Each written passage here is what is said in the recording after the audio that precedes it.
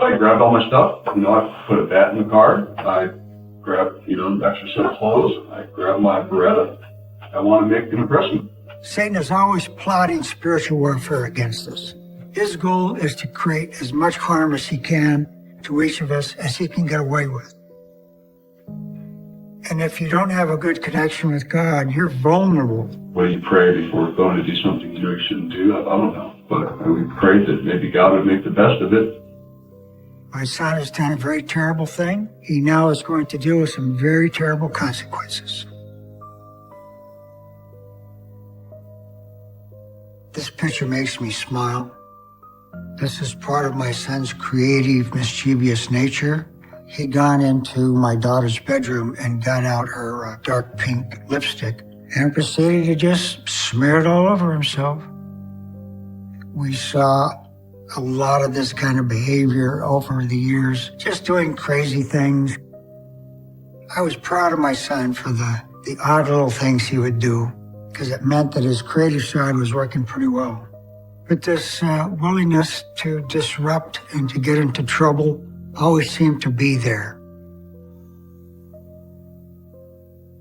We typically believe that both the evil angel and the good angel are whispering in your head, trying to get you to do different things, choose good or choose evil. And he was a little more willing to do the bad things.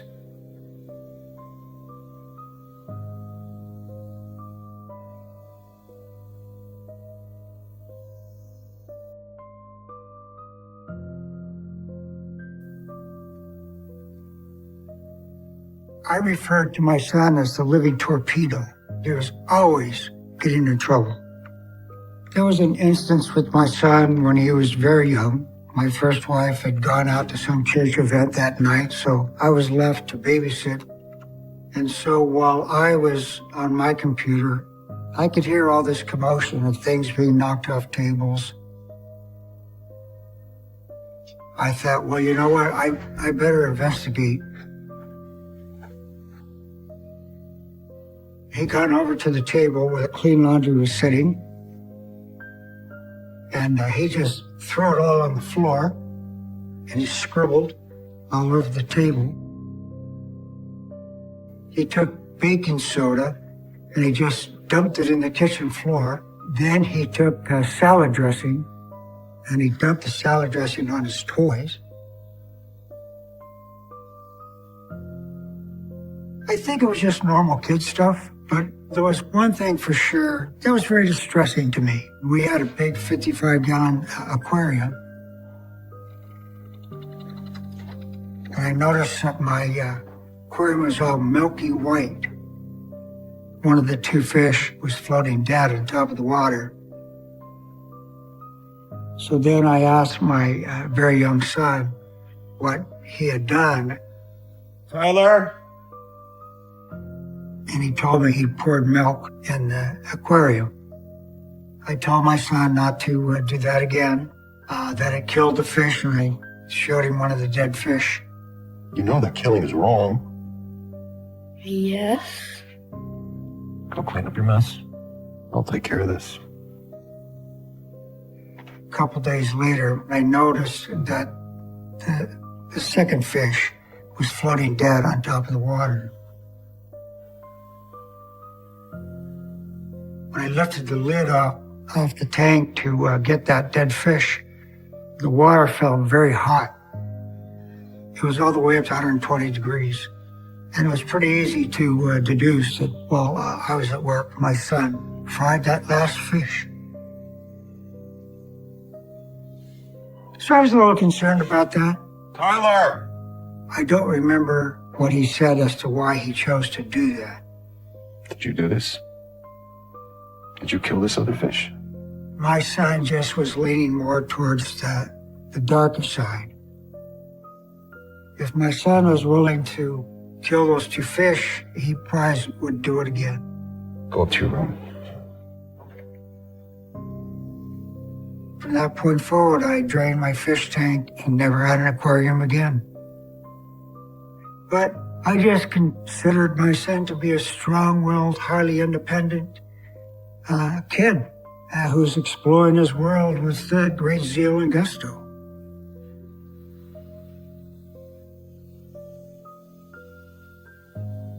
In 1989, I had a very bizarre encounter with the demonic realm with my son.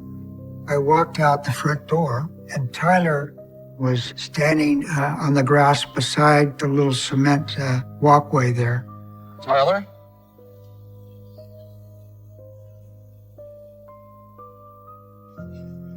He looks up at me, and he's got this white froth all over his mouth and chin, which I've never seen before on my son. And he says, "I hate Jesus. I want my cat to pee on Jesus." This was a very disturbing voice. It was not my son's normal voice. A very deep, guttural kind of a voice. My son tells me that there are two bad kings in the backyard, that they hate me, his father, and hate his mother, but that they love Tyler and they gave Tyler kisses. In the Adventist belief system, there's always this huge spiritual war going on around you. Some Christians believe that a person can be demon-possessed. Other Christians say, no, you can't be demon-possessed, but they can put thoughts in your head. And that's what I immediately thought. That's not true. That's not you talking. So I knew I was dealing with an evil entity that's using my son to communicate some very disturbing thoughts. So I said a prayer of, in the name of Jesus, I command your evil spirit to leave my son. And then I took my son in the house. Come inside. Walk here. I washed the foam off of his face. I prayed and I asked God, what is giving those evil spirits permission to be in my backyard? And the image that came to my mind was some porn magazines and some porn videotapes. I suffered from a severe porn addiction for many years. Because I'm watching porn, I'm now giving demons permission to come into my house. I didn't want the demons in my house.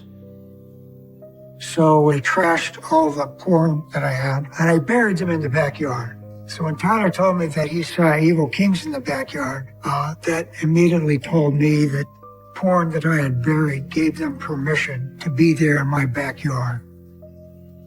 So again, I dug up the porn and I put it in the trash. So later that night, when we're sitting at the dinner table, my son just suddenly says, "Jesus is the Prince of Peace." To me, that was a wonderful thing to hear. I breathed a big sigh of relief, and I don't think my son talked about evil kings after that.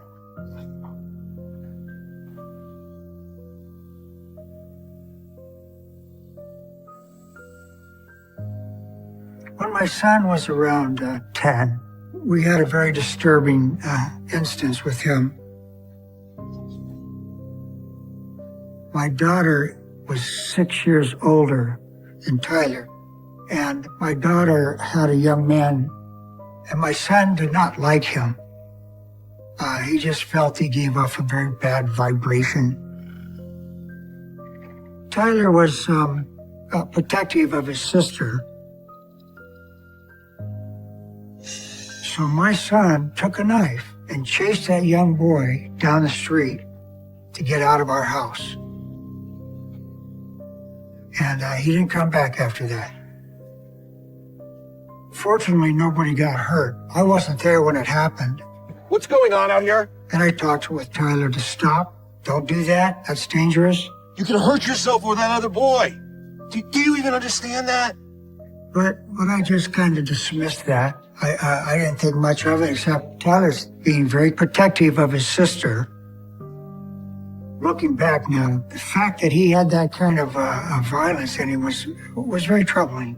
That's some very serious and very dangerous behavior. What terrible thing's going to happen next?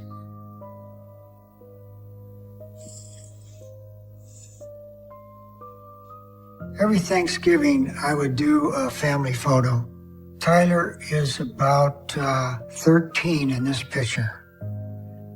And as I look at him, knowing what I know now, he's got kind of an arrogant look in his eyes. This is the beginning of the rebellious teen years.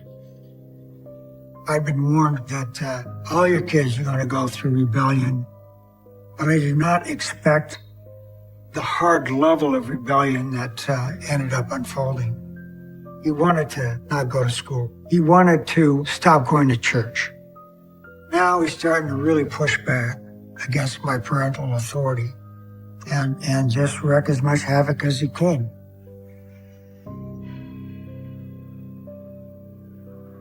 This Sunday, my son was refusing to go to church.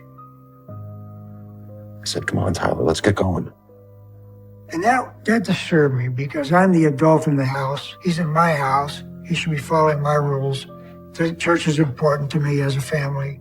But he just stubbornly put his foot down and said, no, I'm not going. So he's sitting on his bed with the pocket knife in his hand. And he's opening it and closing it. Opening it and closing it. Just kind of looking at the floor. You know the rule. I already told you. I don't care about your stupid rule. He was making it very clear to me that he was very willing to do violence. And I was very troubled by that. And I said, I just rebuked the evil spirits in this room in the name of Jesus. He just looked at me in disgust. I just let him sit there. My first wife and my daughter and I, we went to church. And from that point forward, my son refused to go to church with us. So I just accepted that's how it is. I can't force him. I just felt Tyler was going to go through some very difficult times without God, because in the back of my head is all this demonic spiritual warfare going on. So if you don't have God helping you, you're screwed.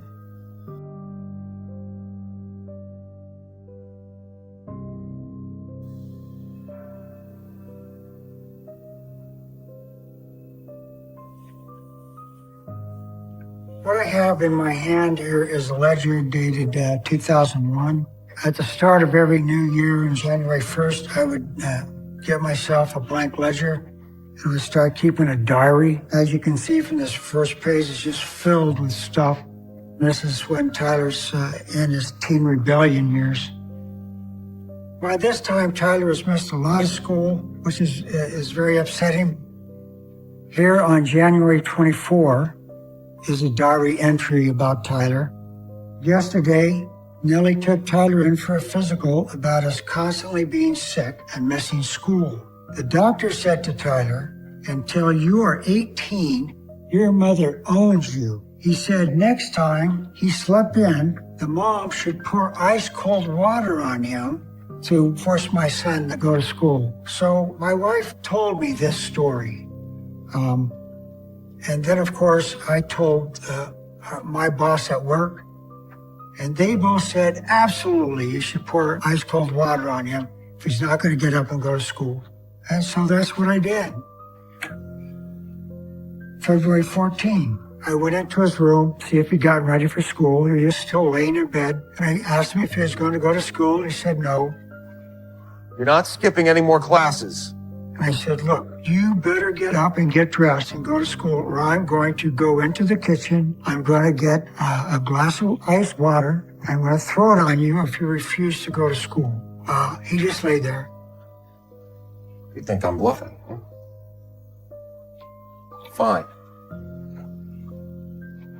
So he could hear me walking out of his bedroom, a couple steps to the kitchen. He could hear me getting a cup, hear me getting the ice water. And I came back, he's still laying in bed.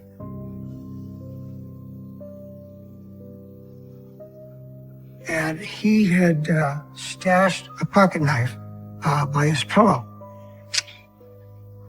I threw the ice water on him. He threw that open pocket knife at me. Are you crazy? And fortunately for me, it hit the wall. It missed me. But he absolutely wanted to hurt me. There's no doubt in my mind. He was very angry with me, and he just wanted that knife to hit me. And that's why I called the police, because this could get a lot worse. What are you doing? I'm calling the police! And the police came. But by this time, Where are you going? he was smart enough to leave the house, because he and his friends knew that if you're not home when the police come, they're not going to go looking for you. No, he's not here. He just ran out the door. Tyler! He came back home later that night, and I didn't do anything about it because the police didn't do anything about it. I was very concerned about what Tyler might do. I was always hoping that the next bad consequence would bring him to his senses and to stop doing these terrible things. But it didn't.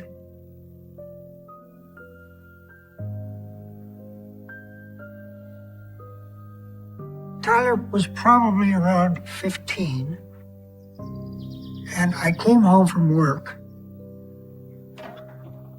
and he was walking around with a short sleeve shirt, Tyler. What's that on your arm?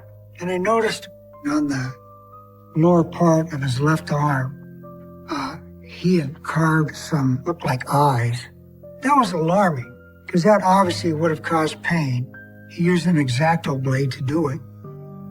I said, "What are those?" And he said, they're demon eyes. You know, they help me see things," which was very disturbing to me. Why would you do something like that to yourself? But it was another indication that Tyler preferred the path of darkness rather than the path of light. He was very cocky. He didn't give a rat's ass what I thought about it. In fact, he wanted me to be disturbed by things he did. I could tell from his expression that he liked my discomfort. I didn't know what I could do about that. We put him on the 72-hour hold, so the behavioral center had their experts trying to deal with him. I went into his room while he was at the behavioral center, and I gathered up his heavy metal CDs. The covers on some of these bands looked very demonic, very evil looking. And so I began thinking that my son's heavy metal music has allowed stronger demons to be influencing him. I broke him in half and threw him in the trash. And so when he came out of the hospital, he was very angry about that. What are you doing? So I was very concerned about what Tyler might do. It seemed like he had chosen to embrace evil rather than good.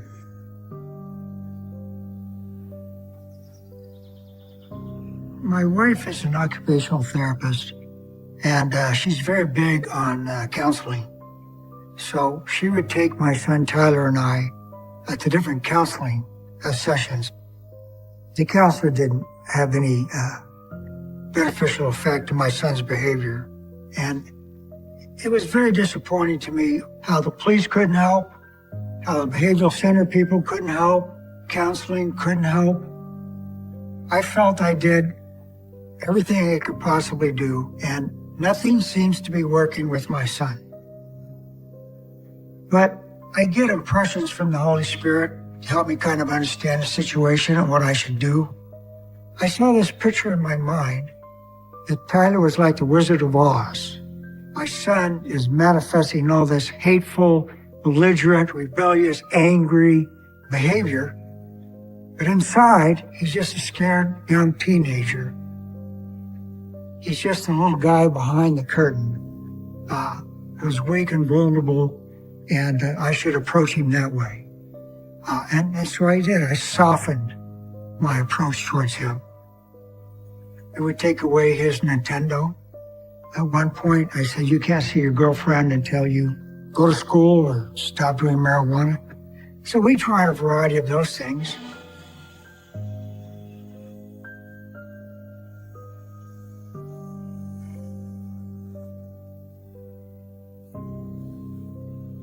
In 2001, my wife handed me a letter that Tyler had written to her the night before. What's this? Tyler wrote that. He said 3 different things. He said, one, our threats to him of like taking away his Nintendo only pissed him off. And he said that he wanted both me and his mother to die. If she was going to drive him to school, that he would grab the wheel and jerk it to make the car crash and kill them both. And he said if we didn't let him see his new girlfriend, someone was going to get hurt. He's not getting better, Eugene. I took Tyler's threats very serious. So once I read that letter, I called the police. Because I can't do anything to make him stop his violent behavior. They were the experts. They're the ones that are supposed to know what to do. The police did come and pick up Tyler and took him to behavioral medical center. I think he was there for a week. And then when he came back, he just came out as belligerent to me as before. Didn't seem to do him any good at all. He just hated me. I'm the parent. I'm supposed to get him to go to school. I'm supposed to make him stop smoking marijuana. I'm supposed to make him stop threatening people with a knife. But I felt like my hands were tied, and there wasn't much I could do about it. All I can do is write it down in my journal and start the next day with a blank sheet of paper and see what the hell happens next.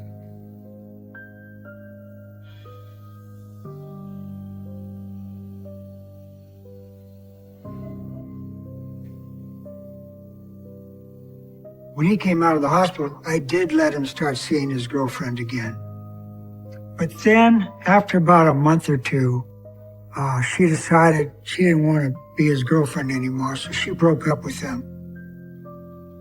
When this girl broke up with him, I didn't notice any unusual angry behavior on his part in the house. But I guess he felt the need to express his anger, his frustration, his stress.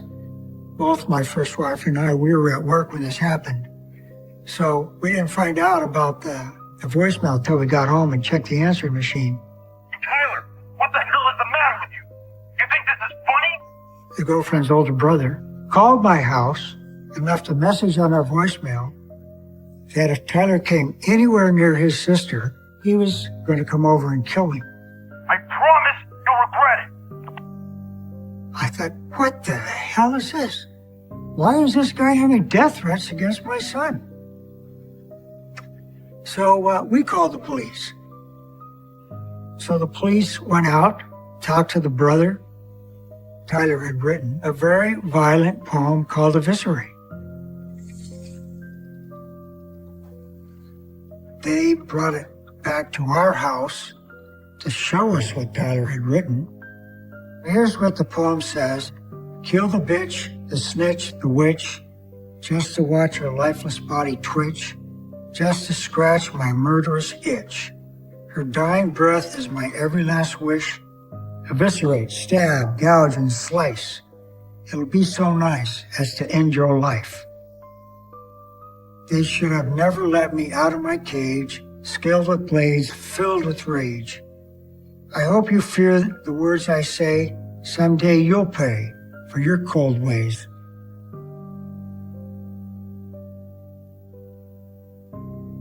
This poem got Tyler in a lot of trouble. The poem was not as troubling to me as it was to his mother. His mother was very distraught over this. She couldn't comprehend this level of anger that was coming out in this paper. But I didn't expect my son to actually act on it. He likes to do shocking things. I had done something similar when I was in the 12th grade in boarding school. I wrote poems like this. I wrote out my pain in very dark language. So I saw this from the perspective that this is just emotional pain. The last couple sentences, it says, I may get carried away with the words I say. It's just the way I cope with this heartbroken pain. So from my perspective, these are just big, scary words. this is not meant to be a real death threat. He's not really going on some kind of a hacking rampage. Tyler should not have done this. This was a very bad idea. But this did not mean Tyler was actually going to kill the ex-girlfriend.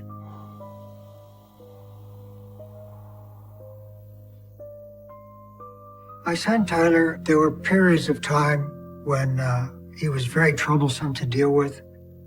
One day, I found some marijuana plants in the closet, his closet, and I told him, I'm going to have to get rid of these. And he said, if you do that, that will be a huge mistake. Then he taunted me by saying there was a weapon in the house that was probably going to be used against me. And that scared me. It's in here. So I called the police. They got a search warrant for his room. They searched his room, but they didn't find anything. The room's clean. There's nothing we can do here. There was no weapon there.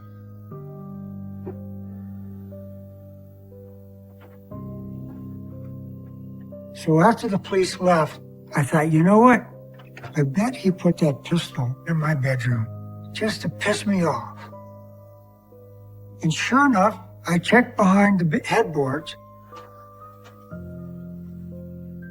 and there was a brand new pistol. So obviously Tyler was ramping up his willingness to be violent, and that was very scary. So I took the pistol, I took it apart into two pieces, the clip and the body, and I threw them in the trash can at work over the next 2 days. So I didn't know what else to do with it, and nothing came of it after that. He didn't say anything about it, I didn't say anything about it. So it was kind of a battle of wills.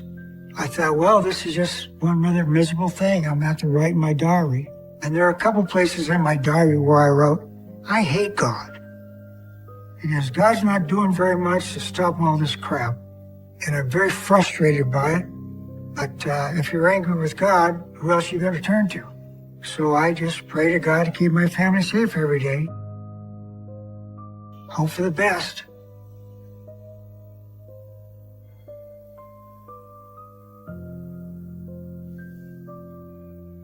Tyler went to Kentucky when he was 18 to the military. I breathed a big sigh of relief that he'd gone into the Army, that maybe they were able to knock some sense into him, as they say.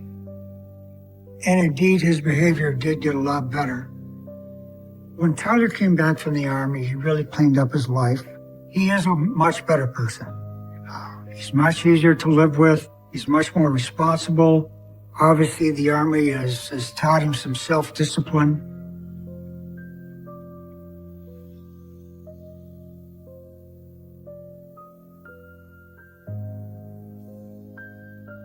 The most violent incident I've experienced with my son, Tyler, it was about 2010. My ex has already divorced me. She's left. I'm staying in the house with Tyler and his sister. It was on a Saturday night. He and his friends were drinking out in the patio. I'd gone to bed.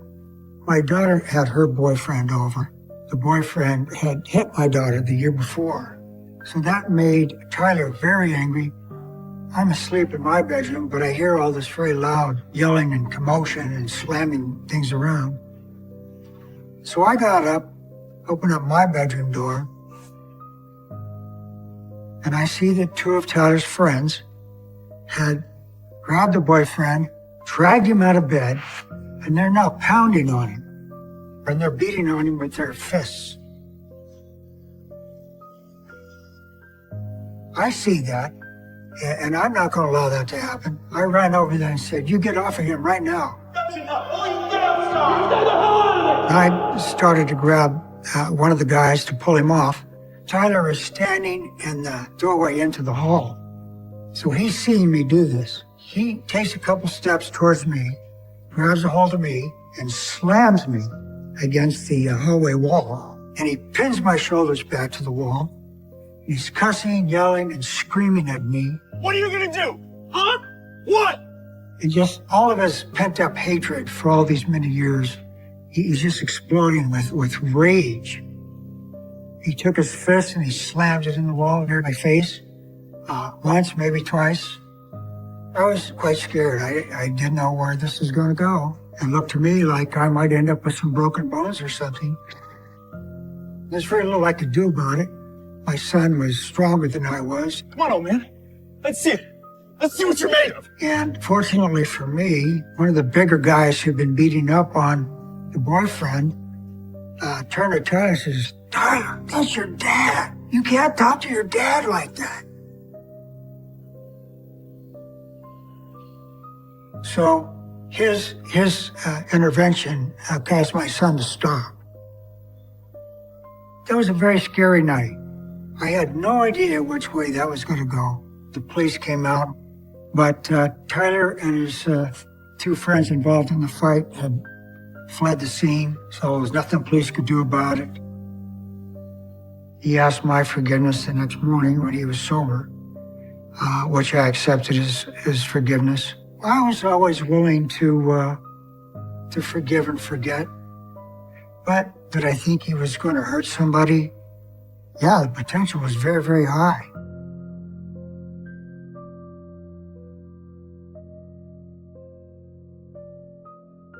When Tyler got married to Caroline, she was the love of his life. My son was married in July 4, 2015. About 3.5 years later go by. After he got his college degree, he starts working for a computer company. So he's doing pretty well. He's making money. Things seem to be going great for my son and Caroline, but they were not going great. Apparently she's having intimate sexual exchanges on the phone and email to another guy. And Tyler knew about this. And we did not learn how bad the situation was until the evening of December 22, 2018. My second wife and I, we're watching a movie, and our doorbell rings about 10:45 at night. So I got up and went to the front door, and my son Tyler's standing there. I'm quite surprised to see him. Tyler. Hey, Dad. I invite Tyler to come in. He said, no, he just wants to stand there at the door. It's very odd behavior. And then I said, well, what's the purpose of this visit? And he said, I may have killed a man.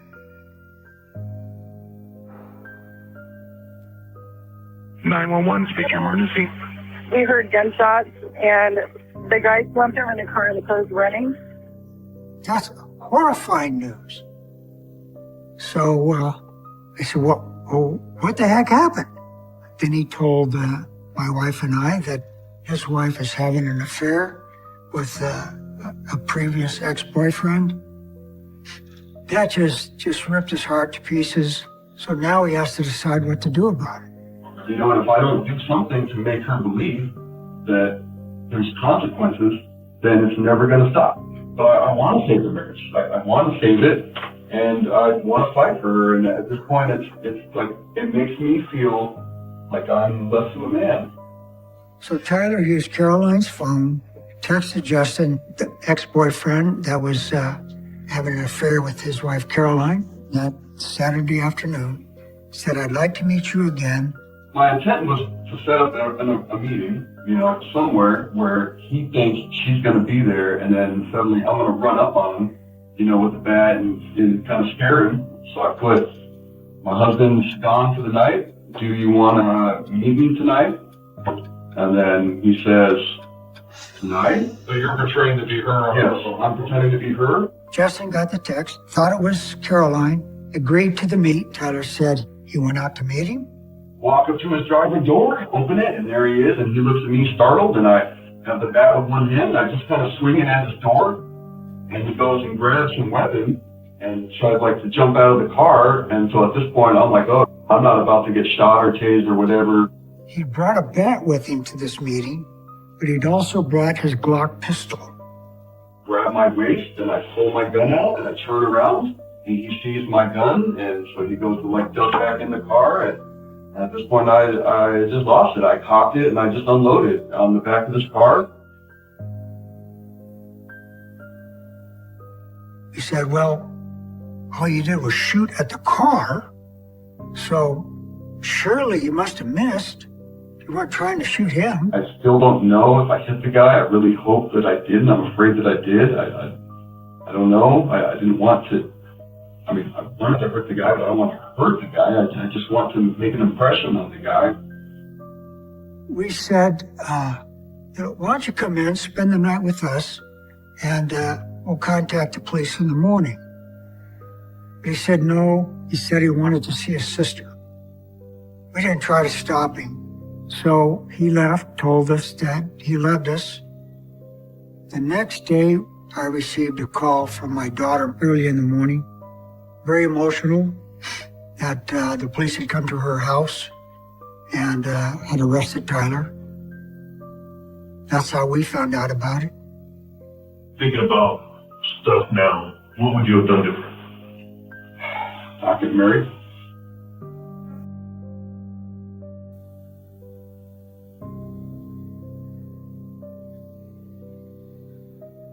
My first face-to-face encounter with Tyler after the murder, I went down on one of the visiting days to see him.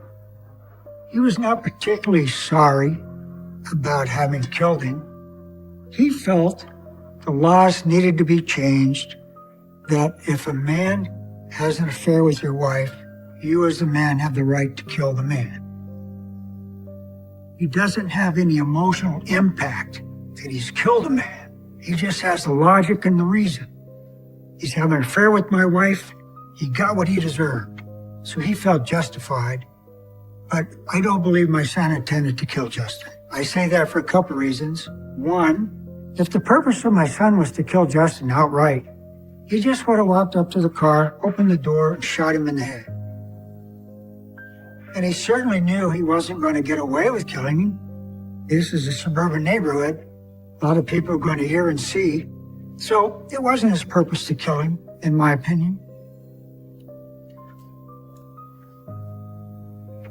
But I was at the court when he had his court case, so I got to hear all the evidence. And one of the things that came out in the court trial is one of the things that Tyler said to his wife. She must have asked him, well, what if you end up killing him? And Tyler said to her, if I kill him, I kill him. Tyler got a bottle of bleach from the house, and he says to her, the Clorox is to clean up the blood from when I shoot him or kill him. And that was one of the things that led the judge to say that Tyler had no remorse, that this was first-degree murder, premeditated, and that's why the jury leaned that direction for a first-degree murder.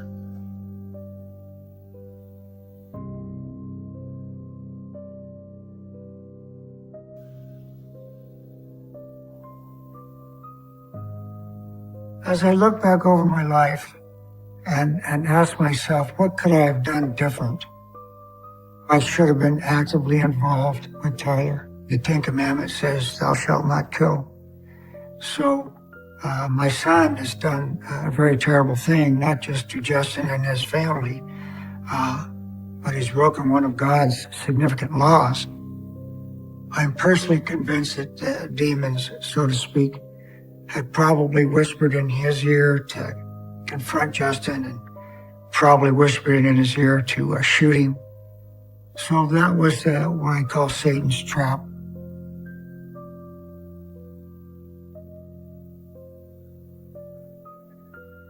However, my son has now made a very strong connection with God. Once Tyler got in jail, he took his relationship with God very serious. And I'm encouraged that he's a peaceful inmate. He is respecting the rules.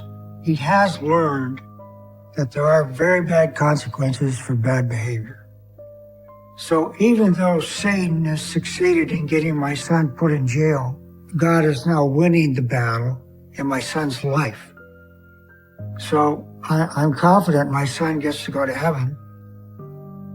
God is very willing to forgive all of us for really, really bad things, but you are not exempt from the consequences.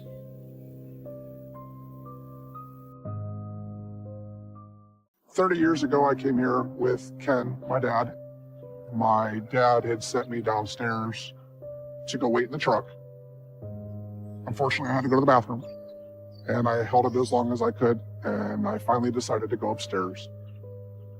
I would have never had to go in the bathroom. I would have never walked back upstairs and never seen anything. This was the first time I had ever seen a dead body that was not in a casket. That's something that I can never get out of my head. Every time I go to sleep, I picture things along these lines.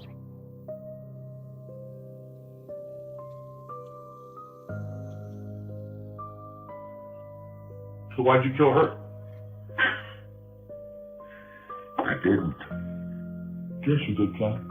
Again, as I told you before, evidence says you did. Well, take me to court for it then. The stuff he did was stuff that would give most people nightmares for the rest of their lives. There's lots of people that didn't believe me. Lots of people thought I was joking. And they waited way too long, and too many people got hurt after that. I wouldn't have believed the kid either. But they should have.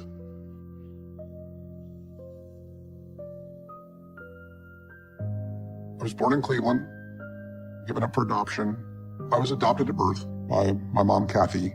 When I turned about 7 years old, she introduced me to the man she was planning to marry, and that was Ken. Not long after, we were sitting at the kitchen table, and I had heard some stories through church about Ken, and that he wasn't the greatest person. Matt? Come sit down a minute. My grandpa and my mom told me that Ken had went to prison. He had been convicted of a murder charge.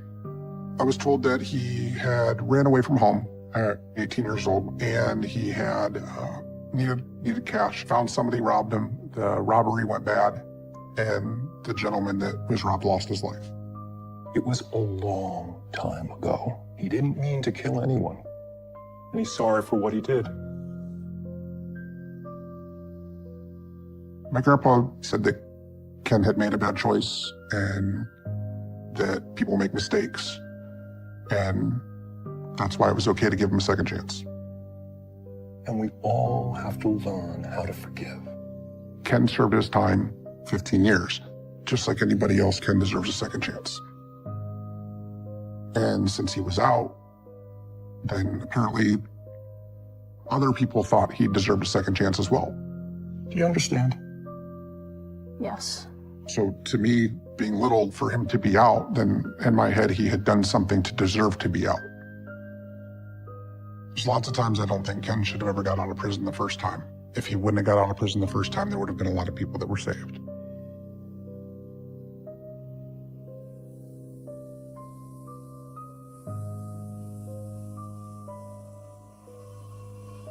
This was the kitchen table at the 7th Street home, and he was actually teaching me how to play 500 rummy.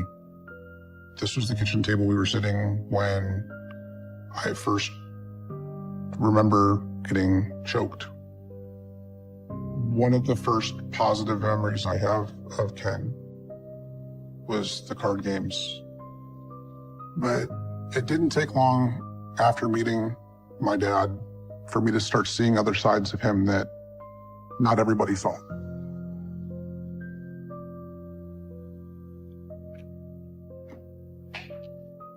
One afternoon, we were sitting down at the kitchen table, and he started to tell a story about getting into a fight in prison.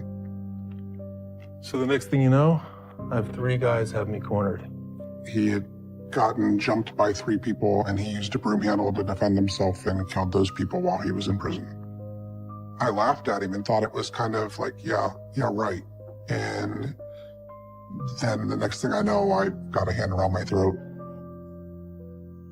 Are you calling me a liar? He choked me and said, "Don't ever call me a liar." And I do remember hearing that over and over, "Don't call me a liar." My mom made him stop, and he never touched me like that ever again. God, what are you doing, Ken?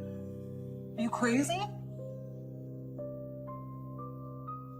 He never laid his hands on me, but I've also made sure to never insinuate or call him a liar, whether I believed him or not. He liked to tell a lot of stories, and sometimes the stories became very wild. And I just, whether I believed the story, didn't believe the story, I never said I didn't believe him, because I knew how he would react if I called him a liar.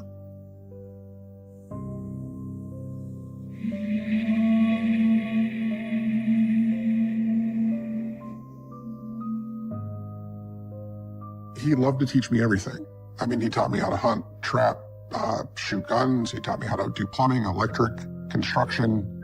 He taught me everything that he could possibly teach me. Ken always felt that hunting and trapping was important. He had built a trapping room on the side of our garage, and he hung the animals in the back. And this was the first time I had ever went actually with him to trap beaver. And this was one of the beavers that we brought back. Sometimes going in the room bothered me, seeing some of the animals just hanging there. There was always animals either hanging in there or caged in there. This photo was taken about a year after the incident with the possum. We were out trapping one day, and there was a very large possum that had its legs stuck in a trap. And he had his pistol. He's still alive. Here, get a stick. But instead of just shooting the animal that was in the trap that day, he decided to take his little wooden, he called it his beater, but it's just basically a little wooden club. He smacked the possum the first time, and he kind of laughed because it didn't die. He just continued to hit it over, and then he'd wait, and he'd do it again. And it would either move or twitch or try to stand up, and it would breathe, and he'd hit it again. And he'd back away again, and he'd laugh, and he's like, this thing won't die. Look, he's fighting. He's fighting. The entire time he's hitting the possum, he looked demented. His eyes were blank. He had a really weird smile on his face. I would say it was a sadistic smile. I've never seen him smile like that before. I'd seen him kill animals before, but that possum was just, I don't know, he looked like he was enjoying it. It had to be 5-10 minutes when it could have just been ended in a matter of seconds. Let's go. Once the possum was finally dead, he handed it to me and I had to carry it back to the truck. Let's go. It was upsetting. I've never seen him like that before, and I never understood it. But as I thought back about it, I thought, you know, he had told me the story at the kitchen table about beating people with a broom handle, and I saw him beat a possum with his little beater, as he called it. And that was the first time in my memory that I thought maybe that story was completely true. I started to believe his stories more after that one.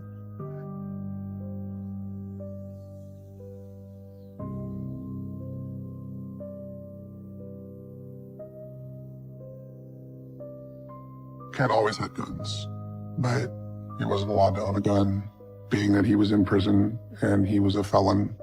That's why he always had them hidden. Ken had guns hidden under a fish tank he made. He had an old vintage Coke machine that had guns hidden in it, guns under the bed, guns in his trucks. His favorite gun was a 9x18 9mm. That gun traveled with him everywhere. I remember the first time he actually cleaned his gun in front of me. He would wipe off each round as he put it in the clip. He would have gloves on, so his prints weren't on the bullets. He told me every time I touched a gun to make sure I wiped it off completely. You never want to leave your prints on a weapon. And I was fascinated because I was listening to him tell stories. Even when you got gloves, you can't take that chance. He started to tell me about his past and stuff that he had done. being a problem solver was his words for it. In Ken's own words, a problem solver was a hitman. And when people ask me to solve their problems, this is the one I use. And he claimed to be a problem solver for a few families. But there are rules. There were many jobs that he claimed to have done, many situations that he's claimed to have solved. I can think of probably 15 stories, at least. If he said he had a problem to take care of, he would disappear. He'd be gone for a few days. He'd come back a little bit different. He'd be a little more closed off. Now get out of here. I'll be back in a few weeks. I had seen movies that have had hitmen, so I had the basic idea of what a hitman was.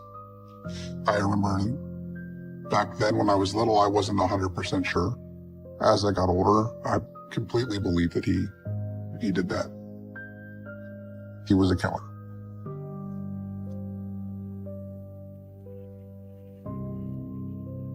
When I first met Ken, we used to go to garage sales all the time. If there was a garage sale, he'd stop because he always wanted to see what he could find and make money. One afternoon, we stopped at a yard sale and there was a drafting table, drawing table. I love to color, I love to draw. Ken, check this out. When I saw the drafting table, I wanted it more than anything. I begged for it. Can I get it, please? Let me ask the lady. And I remember there was a lady that was there. He started to negotiate with her at that point for the table. How much for that table? That table there's 85. He kept trying to get it, but he didn't want to pay her price. I'll give you 40 for it. His favorite thing was to negotiate.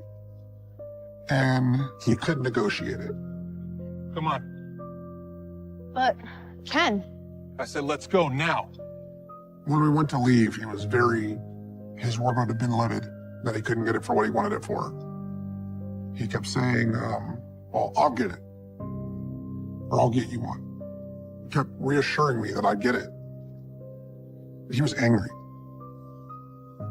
We left the yard sale. He took me home, dropped me off, and he left me there.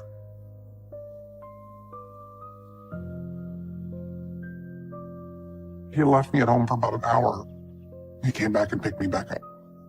And then we went back to the garage sale. The drafting table was already outside the garage, which was where it was when we were there earlier. And he said that it was mine. Wait here. I'm going to get the table. There was nobody else at the garage sale. I did not see the woman at the garage sale any longer. I thought he went back, and I thought that maybe he went over there, negotiated, got it. I mean, he's persistent, so I didn't think anything of it. Hurry up. Come help me. Hurry up. The only change I noticed in Ken when we went back would be the fact that he was in a hurry. As soon as he came out of the garage, it was, it's time to go. We got to go. Let's load it. And we didn't even strap it down, which we always strap stuff down. We loaded the drafting table up and we left. And I remember when he drove home a different way than we drove the first time.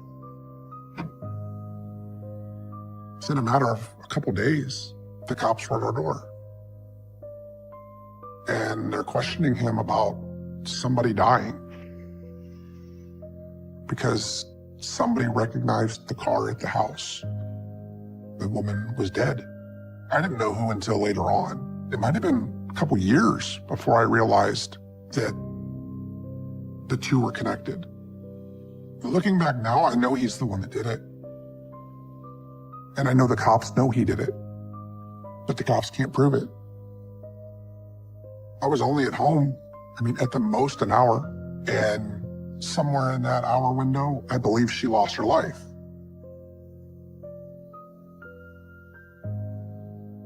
I feel that me asking for the table is what cost her her life. And that's, that's something that I've lived with for, 30-some years? I want to say I'm sorry. I feel totally responsible. Totally. 100%. If I wouldn't have said it, then that wouldn't have happened. And I don't think I've ever admitted that out loud.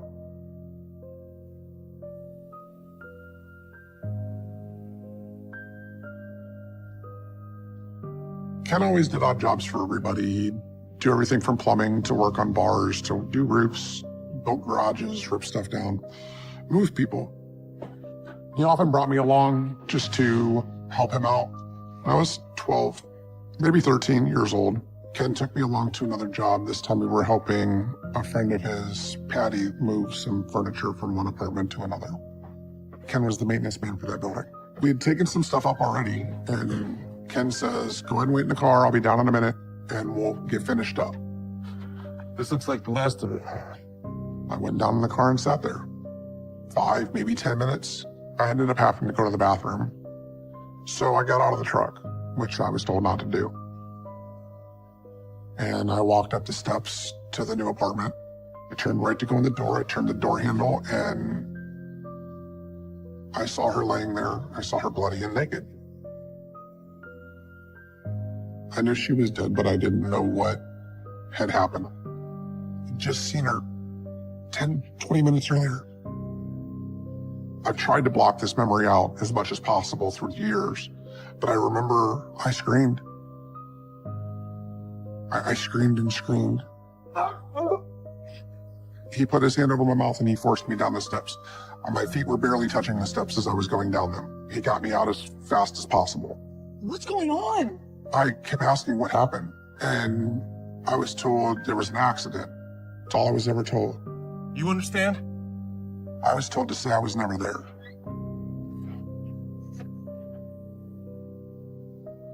As soon as I got home, I told my mom.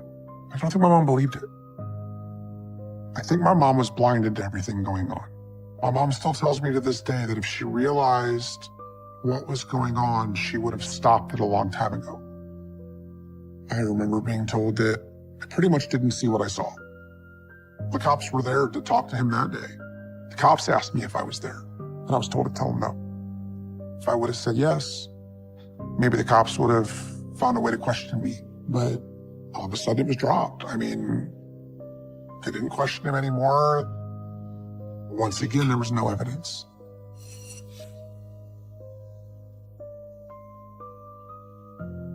Between the police releasing him, between everybody telling me that, you didn't see it, you weren't there, I started to doubt what I saw. I'm like, well, did I really see that?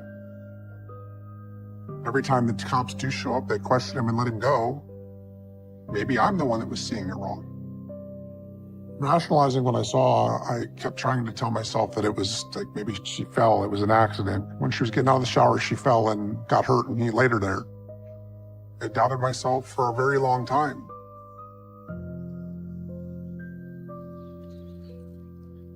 The yellowish tan brick building behind me is where Patricia was killed. She didn't deserve what Ken did to her. She was one of the nicest women that I've ever met. I was joking around with her on the first trip up the stairs. Everything seemed to be fine. And next time I walked up, she was just laying there.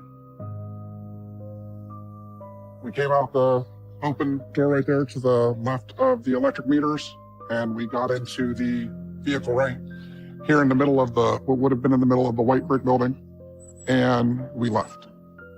I believe what happened had to have been quick. At least I hope it was quick. I hope that it wasn't drawn out, and I hope she didn't lay there when he took me away and potentially suffer. I believe he strangled her, and I believe he cut her. But I was turned around so quickly. I mean, I have somewhat of a vision in my head of what I saw, but I was told for a long time that I didn't see what I saw. He just kept saying that there was an accident and we had to get out. I had just seen her, everything was fine moments before. Now you're naked in the middle of the floor. That's not an accident.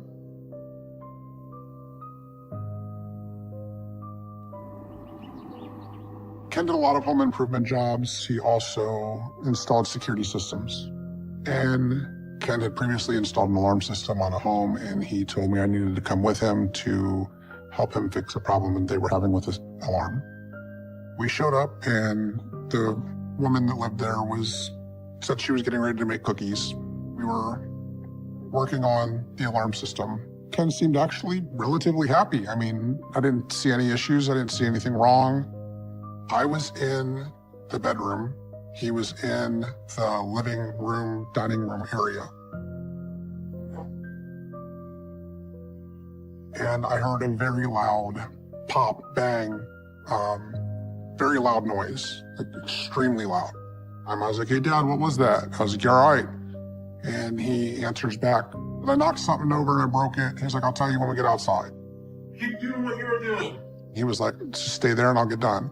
He finished fishing the thing through the wall. We hooked the wire up and we finished the alarm system and we went to leave. I walked by the room and you could see into the living room. She was in the living room when we left on the couch, ice pack on her forehead. Don't wake her. I asked him what was going on. She's not feeling well. She's taking a nap. He said the woman had a headache and went to lay down. He had helped her make an ice pack. Here, take this. He handed me it was his blue handkerchief that he always carried. He had me wipe off the door handle, the alarm panel, the inside and outside of the door as we carried everything out, which I thought was kind of weird. He was like, when you close the door, use your rag. He's like, we don't want to leave dirt marks. He made sure I was the one that wiped it off, and I set the alarm and I closed the door and then we left. That was the weird part, was why would we set the alarm with her in the house? Within a matter of 2 days, I had heard it on the radio. I'd heard she had died. I'd heard she got shot. Apparently her husband came home and didn't realize that she was deceased at the time. Thought she was just laying on the couch with a headache, and it took him a while to realize that she was gone.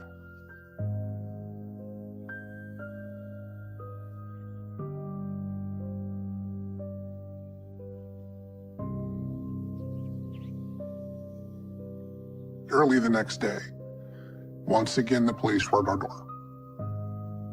Then it started to click. And I started to realize, hey, something's going on. But once again, nobody believed me. I mentioned it to a therapist that I had had. My therapist pretty much told me that I was exaggerating, that I didn't know what I was talking about, which seemed to always be every adult's answer. There's lots of people that didn't believe me. Lots of people thought I was joking. And I told my mom that I thought he did it. And she thought I was exaggerating.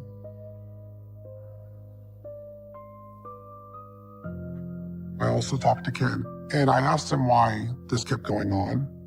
And his response was, oh, it's just BS.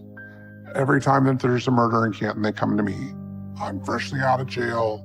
And when he said that, I'm like, okay, well, maybe, I wanted to believe him. And I didn't want to think he was capable of something like that. Are you okay? You got nothing to worry about. Every few years, the cops were at my house.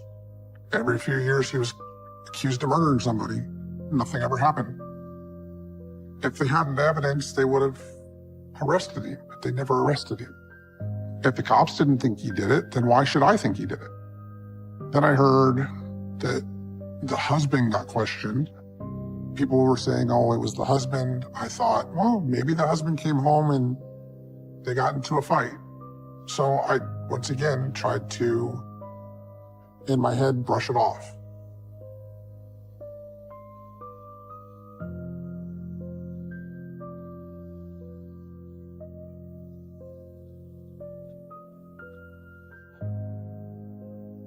A few years after the last incident, Ken got into an altercation with a friend/business partner, and it wound him back up in prison for about 5 years.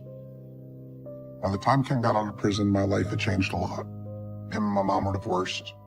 I was already planning on getting married. Before I met my wife, I had 2 children with a prior relationship. For years, I had been in a really nasty battle over custody of my 2 oldest children. And it really caused me a lot of stress. And Ken was aware of everything that it was causing me. At the wedding, right before we were married, my fiance Mindy came up to me. You're not gonna believe what your dad just said to me. And said that Ken had offered to kill my baby's mom as a wedding gift. Please tell me you're kidding. She 100% thought he was joking, but I knew it was a real offer because I knew Ken's history, I knew Ken's path. Babe, he wasn't serious. Yes, he was. I came to the realization that I believed he had killed the 3 women prior. when he made that offer at my wedding, I mean, pretty much confirmed everything I had ever thought. And I immediately looked at Mindy and said, I hope you told him no. She giggled and laughed, and she's like, why? He was just joking. I was like, no, he's not. He's dead serious. Please tell me you said no. What did you tell him? Of course I said no. I had no doubt in my mind that if we would have said yes within 2 weeks, that would have been the end of my oldest kid's mom.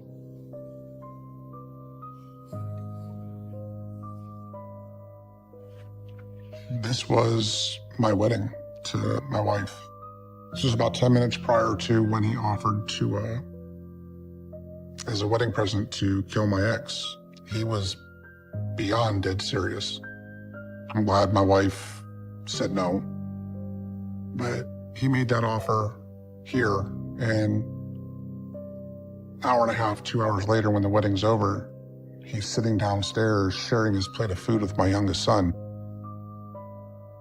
It shows exactly what I dealt with the entire time. One minute he would be the guy that was in this picture that made the offer. The next minute he would be one of the nicest people in the world that would give you his shirt off their back. When I saw him sitting there holding my son and feeding my son sausage with my son on his lap, I looked at him and said, there's still a chance to make him a decent person. And I tried, and I tried, and I tried. Fortunately, it didn't work.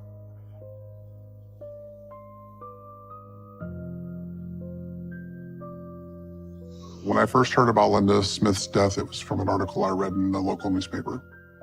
I had met Linda Smith numerous times. Ken had done odd home improvement jobs for one of her friends. She had been at our home to have many cookouts and parties that Ken had on our property. And the weekend prior to her death, she was at a cookout at our home. I had read that she was murdered, and I had read that it was a gruesome scene. And when I heard the description, somewhere inside of me, I knew it was him. He was just over there.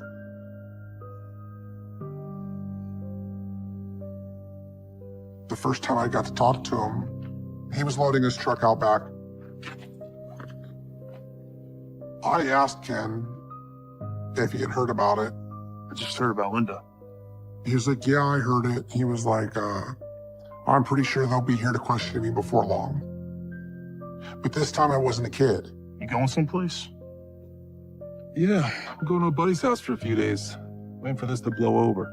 And I said, well, what do you want me to say if they come? Just tell them I'm out of town and you don't know where I am. I gotta get going. I had no doubt at all that it was him that had done it. And I wasn't lying for him. I wasn't going to say, no, I didn't know where you were. I wasn't going to say you were out of town. I know where you are. I'll say where you are. I couldn't not come forward.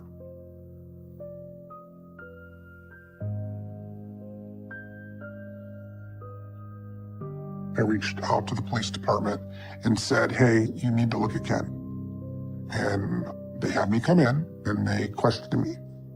So what makes you think your dad's the one who did this? And I gave the police details of what I thought happened. She was either strangled with this or this. And I started describing details of the murder scene without ever being there. You seem to know an awful lot. Sure you weren't there? And they said that I knew some details that were there that I shouldn't know for being somebody that wasn't there. And they were like, how do you know these details? I said, because they match another one. What other ones? They put me on to a lie detector test at that point in time. After a while, they realized that I wasn't lying. Listen, if you're right, you could really help us out here. And they asked if they thought I could get him to talk. They said, does he trust you? Will he talk about things in front of you? I was like, yes, he tells me stories all the time. I'm supposed to see him this week. That's when they had me wear a wire for the first time.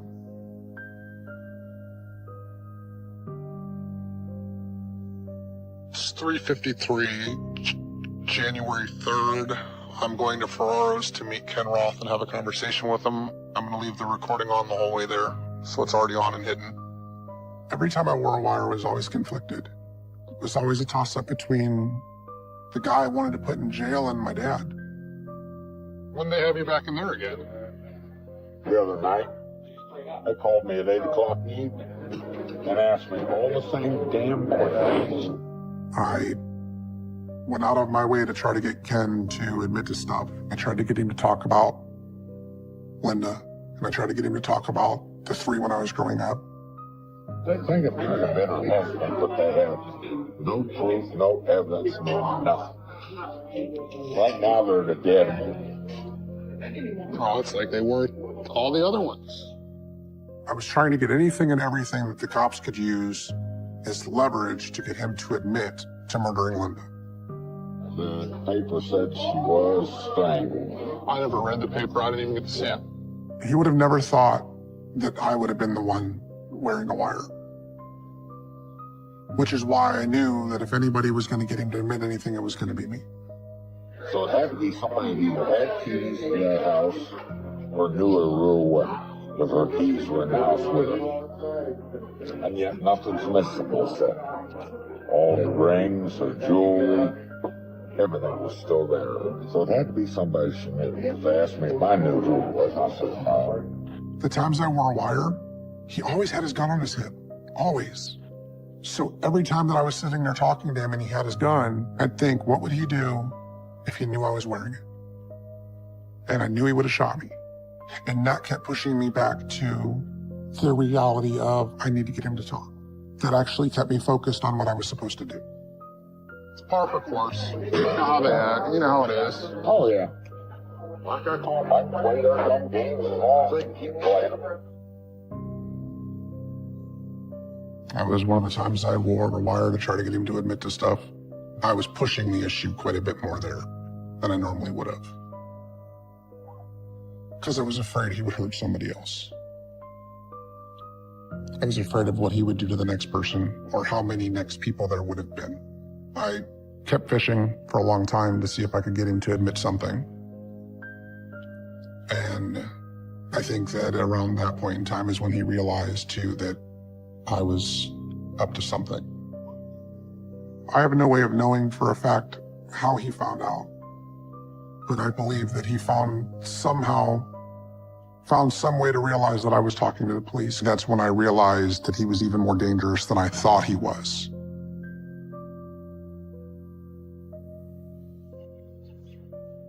After I started speaking with the police, I noticed some strange things happening. A truck ran me and my son off of the road next to our home and put us into a ditch. Somebody came in our house and loosened plumbing under 3 different sinks at once, to the point that our house was filling with water. Next night, somebody went and opened all of our house windows. People started disconnecting our car batteries. Then stuff started coming up missing. Like a picture might be moved from one room to another, or a picture of all of us might be gone. Only one other person had a key to our house, and that was Ken. I started to realize that maybe it was a message to shut up. That night, we were all in the living room. We were just kind of hanging out like we always do, getting ready to watch some TV. All of a sudden, I noticed a light, a red dot, shows up on like my chest. It hit me right here. The hell is that? And the light started to move on the wall and towards where my oldest son was. And before it could get to my oldest son, I yelled for Minnie to turn off the light and get down. Shut off the lights. I shoved my son to the floor. It wasn't one of those little pins like you shine through somebody's window. I mean, I've seen laser lights on weapons before, and it's exactly what it was. It was not a laser pointer. It was actually a laser sight off of a rifle or a pistol. And I know Ken had one on a rifle, and I know he had a laser sight on a pistol. I was so scared. I don't think I've ever been that scared personally in my life. Go that way, go. Stay down. I believe it was Ken that was trying to scare me because I had information and I knew details that nobody else knew. And he knew that. We kept the lights off. I ended up moving everybody into a room that only had one window on it that faced the other direction. That was the night that we decided that we were going to get a U-Haul and leave. We were going to leave everything. I gave up everything, my whole life, my whole career, and moved into a basement for the next 2 years. We didn't tell anybody where we lived. We basically just hid.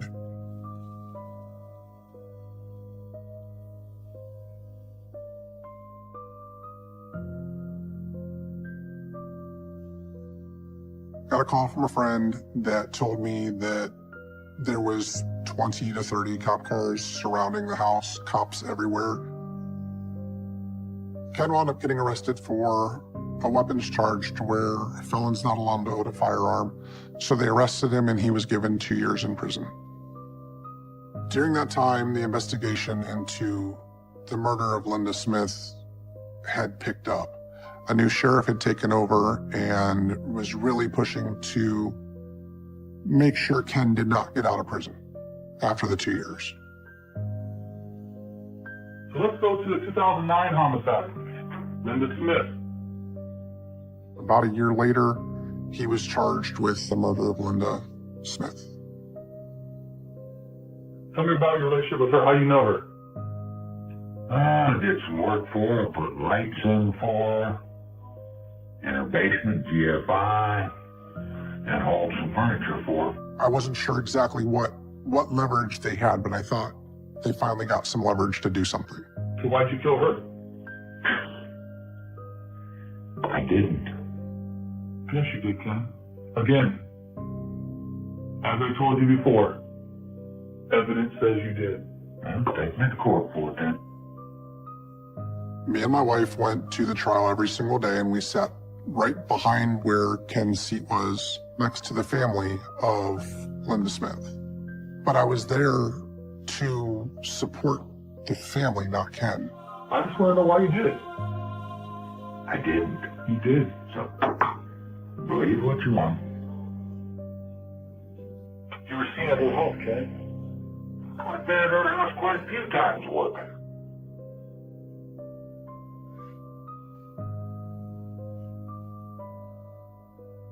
It was weird hearing his voice after this long.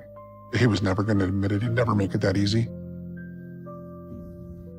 It angered me that nobody believed me, because if people would have believed me and people would have listened to me over the years, all the times that I had came and told anybody, therapists, anybody, then she would have been alive.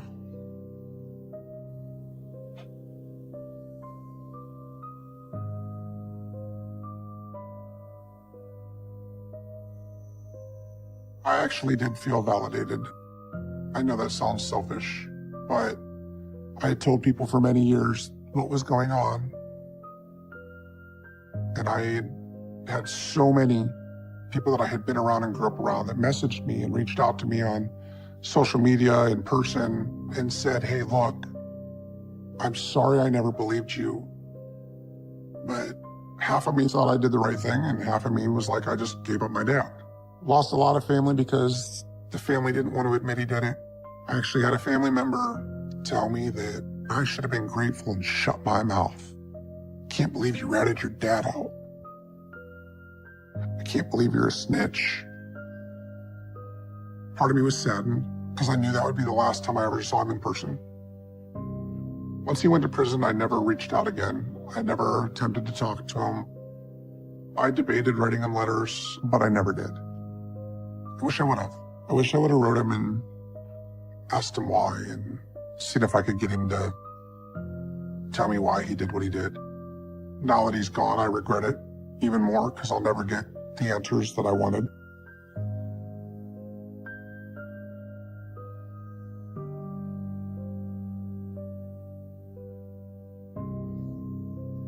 He was diagnosed with COVID. He ended up going into a coma, and while in a coma, his bowels burst and he died. I immediately got super depressed. I went in the bathroom and actually got in the shower and locked myself in the bathroom for a couple hours. I didn't want to come out. I didn't want to talk to nobody. I didn't want to look at nobody. I was already feeling guilty. I was the one that helped put him there, and I was the one that made him die alone. And That's the part that I felt guilty on. Wasn't the fact that he was spending the rest of his life in prison. It was the fact that he had to suffer and die alone. He deserved to live his life sentence out in prison. I don't think he deserved to die the way he did in prison. And that's something that I have to figure out how to deal with. I miss the good dad that I grew up with. I miss the man that taught me how to shoot a gun and trap an animal, and as much as I love him for being my dad, part of me hates him for putting me through everything that he put me through.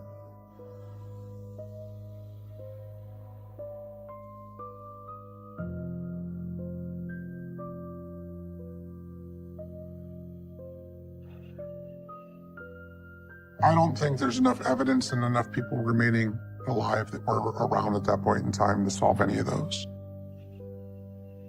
The only way that the family of those 3 women will ever know is if they watch me say that I think he did it and that I was there. That's why it's always been important for me to tell my story. I'd like some of the families to have some type of closure. He's never going to be convicted, but I can tell you he did it. And I'm sorry. I should have screamed louder. I should have said something. I did say stuff, but could have maybe done something different. And maybe me telling my story will also potentially lead to other things found, other connections made. I know there were other murders. Every story he told me couldn't have been a lie. I have no doubt in my mind that there's many, many more.